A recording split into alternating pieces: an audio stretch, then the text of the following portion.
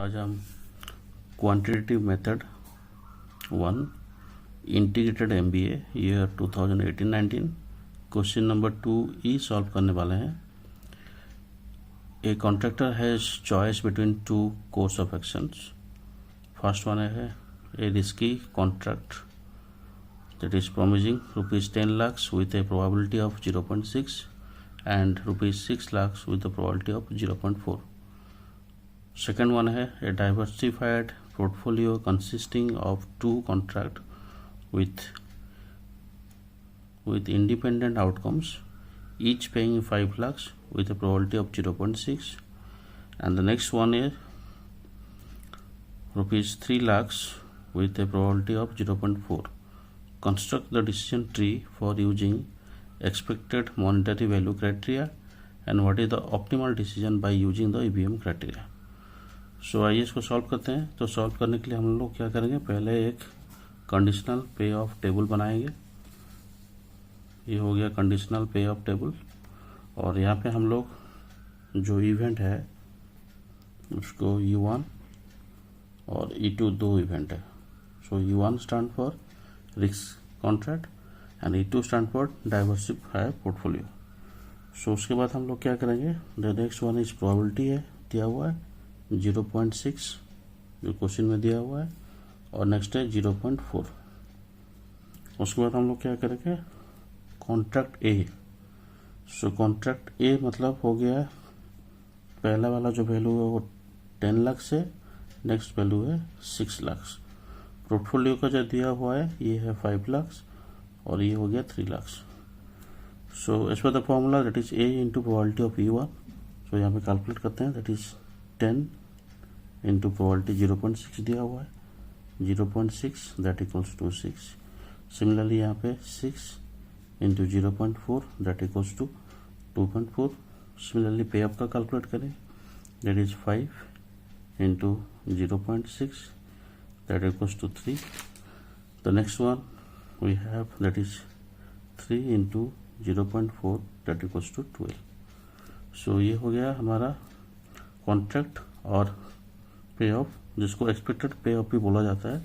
उसके बाद हम लोग EM भी कैलकुलेट करेंगे, that means 6 plus 2.4 that equals to, ये हो जाएगा 8.4।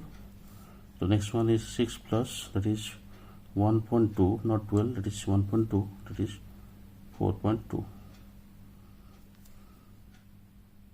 so next हम लोग ये लिखेंगे, the contractor must go in for raising the contract which will yield him a higher expected monetary value of rupees, यहाँ पे लिखेंगे that is 8.4 lakhs।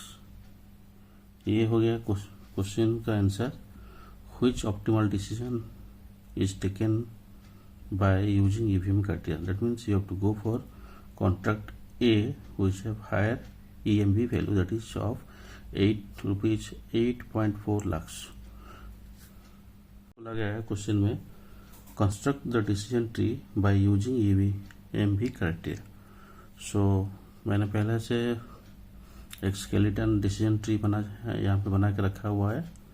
So the decision for, यहाँ पे लिख लेंगे this is the decision D and this is the event A और event B। सो यहाँ पे लिख लेंगे decision for 8.4 lakhs and this is the that is choice rising, choice that is rising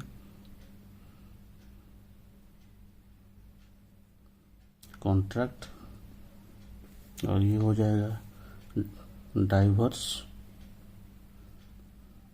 portfolio. तो यहाँ पे EMP का वैल्यू हम लोग कैलकुलेट किए हैं टेबल में, दैट इज 8.4 ए के लिए, और P का है दैट इज 4.2।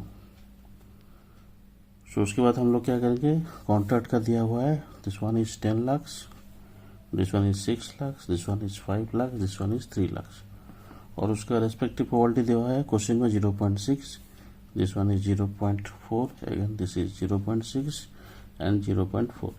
सो ये टोटल हो गया पे ऑफ इन लैक्स.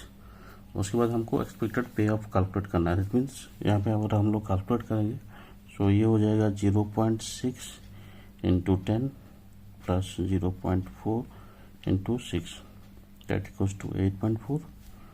एंड यहाँ पे अगर कैलकुलेट करेंगे 0.6 into 5 plus 0.4 into 3 that equals to 4.2. So ये हो गया हमारा expected payoff. So highest expected payoff by EMV, that is 8.4 lakhs. So this is the decision tree for the above problem. So thank you for watching this video. Kindly like, share and subscribe this channel. Thank you.